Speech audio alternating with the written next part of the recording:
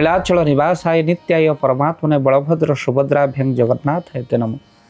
भक्ति ओडिशा चैनल माध्यम आपण श्रवण करुँच दामोदर व्रत कथा। ये कार्तिक मासरे विभिन्न महिमा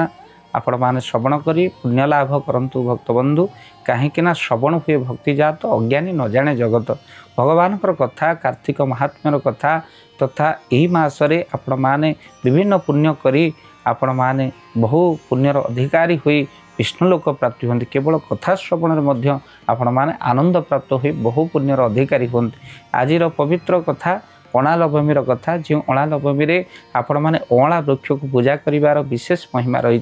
निजे भगवान निजे सत्यभामा को कहते जो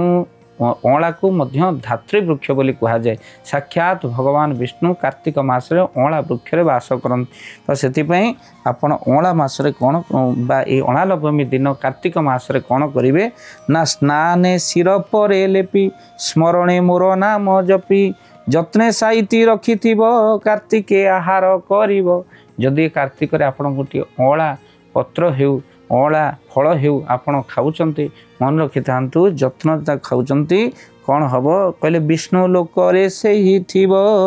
मो गति सेही तो लभिब। कहले विष्णु पुर खुशी जीव मो गति लभ्य। देखिलु अँला वृक्षर केते रही महात्म्य अणा नवमी। तेणु ये अणा नवमी दिन आपन अँला वृक्ष मूले आपण भल कर अँला वृक्ष को कौन स्नान कर दिंतु तापरे जल ढाली स्नान कर दिंतु वृक्ष को तार मूल को भल भाव गोबर लेपि दे आपण कौन करेंगे ना गोबर लेपि दे आपण ताधरे निश्चिंत मुरुज पकई अँला वृक्ष मूले अँला वृक्ष को पूजा कले अनेक पुण्य मिले। अँला वृक्ष मूले पकई मुरुज जेते रेणु थाए आपण से वर्ष पर्यंत बा सेतिके वर्ष पर्यंत वैकुंठ लोक प्राप्ति होती। भक्तबंधु ये कथा आमे कहूनु बरम बड़ सुंदर भाव लिखाई कौन कहले धात्री छाया रे जेउ दन करिब गोविंद कीर्तन दंड के 10 जुग लेखी मोपुरे बस हेब सुखी। कहले धात्री छाया ये अँला वृक्षर छाया रे जे कीर्तन करे बा प्रभुंकर नाम जप करे सी कौन करे ना दंड के 10 जुग लेखी आउ 10 जुग पर्यंत मो पुरे बस हेब सुखी। मो पुरे से सुखी होइकी रहे। तेणु कार्तिके धात्री वृक्ष तले हविष्य अर्ण एका बेले जे जन करिब भोजन ता पाप होइब दहन। आपण अँला वृक्ष मूले जदि कार्तिक हविष्य अर्ण भोजन करुचंती तार मध्य कौन रही महिमा ना ता पाप होइब धन तार समस्त पाप नष्ट हो जाए। तेणु आपण अँला वृक्ष मूले ये अणा नवमी दिन बा कार्तिक मासर जो नवमी तिथि शुक्ल नवमी रही जदि आपण अँला वृक्ष मूले भोजन करुचंती आपणकर मन रखि थांतु समस्त पाप नष्ट हो जाए। कहले अशौच द्रव्य थिले भकी से दोष न लागिब किछि। आगरु माछ मांस अंडा आपण अन्य आश्विन मासरे खाइचंती अनेक दिन धरी अभक्ष भक्षण करते पाप करें अँला वृक्ष मूले बसी आपण ये अणा नवमी दिन भोजन करुचंती आपणकर से समस्त पाप दूर हो जाए। आपण जहाँ भोजन करी ताहा गर्भरे तो आउ नथिबो किंतु ता रक्त रे मिसिथिबो किंतु रक्त अमृत हो जाए। आपण जदि अँला वृक्ष मूले भोजन करुचंती कहले निर्मल होइब शरीर तेणु अँला नाम तार कहती प्रभु लक्ष्मीपति एमंत तीन वनस्पति तीनोटी वृक्ष भगवान अतिशय प्रिय। कार्तिक मास जार पूजार कथा लिखाई गोटे हूँ मालती गोटे तुलसी गोटे हूँ अँला। तेणु जे वृंदावती 3 गुणे त्रिपुराज्ञा परिमाणे अँला तुलसी मालती ये 3 मोर प्रियवती। कहले एगुड़ी होचंती मोर अतिशय प्रिय।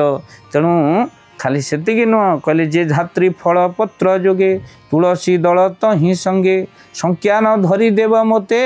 तेबे संतोष मोर चिते। अर्थात कौन संख्यार कि 5टा अँला वृक्षर पत्र आनी छिड़ी आमे माने प्रभु को समर्पण करिबा। अर्थात ये संख्या न करी गणना न करी आपण किछि अँला पत्र किसी तुलसी पत्र मिसई जदि आज अँला नवमी दिन प्रभु को समर्पण करती भगवान अतिशय खुशी होती। आपण गोटे सुंदर उपाय कहवा आज यही कार्यक्रम आपण निश्चिंत ताकू करेंगे अँला नवमी दिन गोटे सुंदर उपाय कर आपणकर आर्थिक स्थिति बहु उन्नति करूँ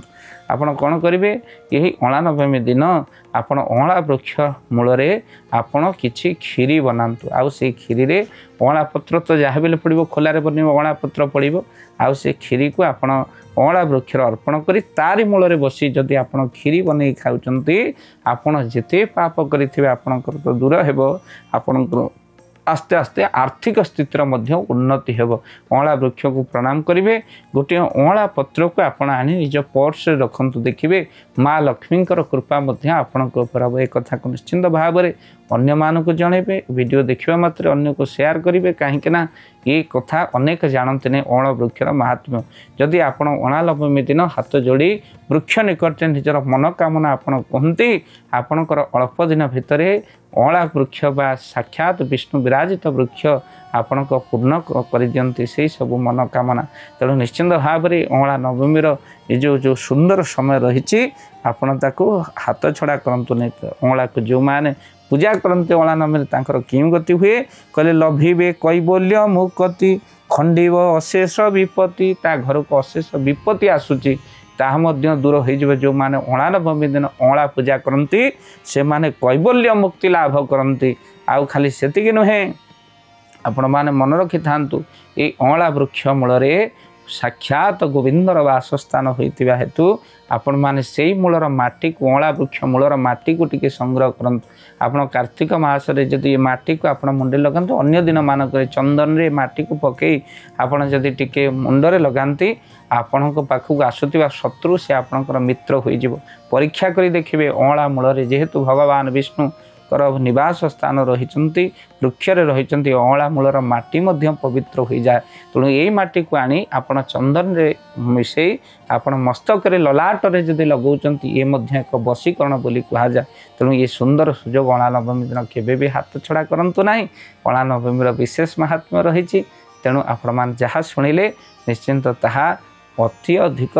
पुण्य कार्य बोली आम्भे माने कहबू कहीं श्रवण रे मध्य आपण माने बहुत पुण्य लाभ करती तेणु ये कार्य मध्य खाली शुणिक नुहे कार्य परिणत करी आपण माने मध्य आज दिनर लाभ उठे पारे अँला नवमी लाभ उठे पारे समय हो जाइए आपण विदाय नवा जय जगन्नाथ।